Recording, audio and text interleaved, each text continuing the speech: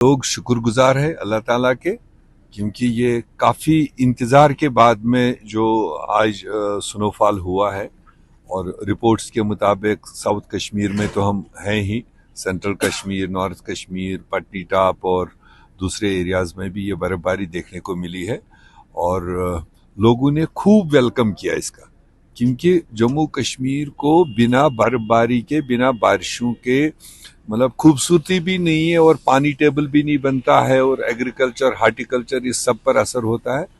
तो इसलिए मैंने ज़ाती तौर देखा पहली बार कि कोई ह्यू एंड क्राई नहीं, अगरचे विंड्स की वजह से पावर शॉर्टेज भी हुआ है, रात को पावर चली गई और सुबह तक पावर नहीं था, मगर फिर भी लोगों ने इसको बर्दाश्त किया। और पता था विंड की वजह से ये नुकसान हुआ है, पेड़ गिरे हैं, कई लोगों के छत गिरे हैं। शुक्र है कि अभी किसी इंसान को नुकसान होने का कोई रिपोर्ट नहीं है।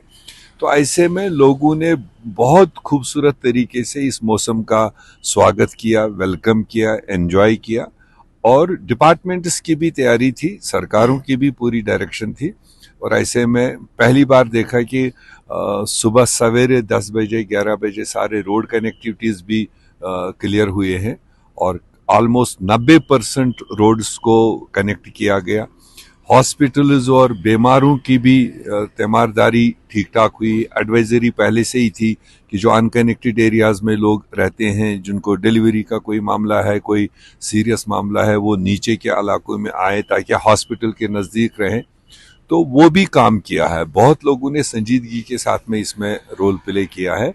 और मुझे लगता है कि अल्लाह ताला फिलहाल ये बनाए रखे जितना ज़रूरत है, और आने वाले दिनों में फिर इस तरह के बर्फबारी को देखने को मिले, क्योंकि जम्मू कश्मीर को बिना इस तरह के मौसम के, इस तरह के इस विंटर में, चलो कलान गुजर गया, चलो बच्चा आने वाला है, और इस महीने डेढ़ महीने में इस तरह की बर्फबारी और पानी का बहाव बनना चाहिए। इस बार जो आप अपने इलाके में भी गए तो क्या लगा, अपने इलाके में कितनी बर्फबारी हुई है उस इलाके में, और क्या अभी लोग उस तरीके की क्राइसिस नहीं करे? हालांकि बर्फबारी पड़ते ही लोग ये कह रहे थे कि एमएलए हमारे साथ जो है वो हमारे जम्मू में है, जितने भी जम्मू कश्मीर के एमएलए साहिबान है कह रहे थे कि वो जम्मू, इस बार वो क्राइसिस भी देखने को मिली। तो क्या आपको लग रहा है इससे? एक तो हमारे सब लोगों को पता था कि मैं 4 दिन से कॉन्स्टिट्यूंसी में ही था, और सुबह सवेरे मेरी तकरीबन तमाम एरियाज में तमाम संजीदा लोगों से बात हुई और उनने बहुत इत्मीनान दिखाया।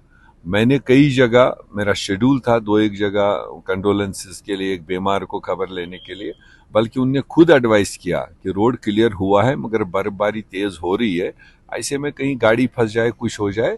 मगर पूरे इलाके का खबर लेने के बाद में लोगों ने भी इत्मीनान बताया और लोग खुश भी थे, अंदर से खुश थे। और आज इत्तेफाक से आज फ्राइडे की नमाजें भी थी और जोग दर जोग लोगों ने नमाजों में हिस्सा लिया और अल्लाह ताला से इसके लिए शुक्राना किया और आने वाले सीजन में और बेहतरी हो इसकी दुआएं भी की। अपने कॉन्स्टिट्यूंसी के लिए कोई खास पैगाम? बस ये मौसम मैंने बताया कि मैंने जितना लोगों से बात किया है उन्होंने इसको अप्रिशिएट किया, और ये अल्लाह ताला की तरफ से एक तबरुखी हमारे सरजमीन के लिए, तो इसको एंजॉय करो। आज शाम तक ये रहेगा, थोड़ा कल से वेदर ठीक होगा, फिर 3-4 दिन के बाद में एक स्पिल और होगा।